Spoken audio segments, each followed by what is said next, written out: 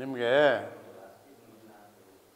ಇದು ರೇವಣ್ಣವ್ರು ಇವತ್ತು ಹೇಳೋರೆ, ರಾಜ್ಯ ಜನಕ್ಕೆ ಗೊತ್ತಿತ್ತದೆಲ್ಲ, ಗೊತ್ತಿಲ್ಲ ಅಂತ ತಿಳ್ಕೊಂಡವ್ರೆ. ಎಲ್ರಿಗೂ ರೇವಣ್ಣ ಇವತ್ತು ಸತ್ಯ ಒಪ್ಕೊಂಡಿದ್ದೀನಿ ಕ್ಷಮಿಸಿ ಅಂತಲೇ ಕೇಳೋರೆ.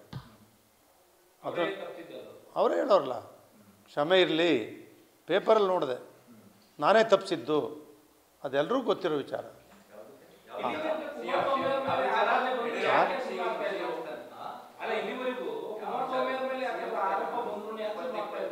ಅದು ಯಾಕೆಂದರೆ ನೋಡಪ್ಪ,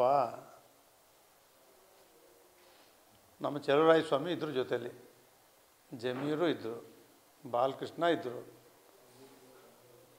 ನಮ್ಮ ವಾಸು ಅವರು ಇದ್ದರು.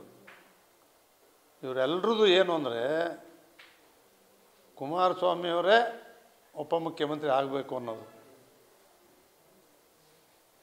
ರೇವಣ್ಣವ್ರಿಗೆ ಉಪಮುಖ್ಯಮಂತ್ರಿ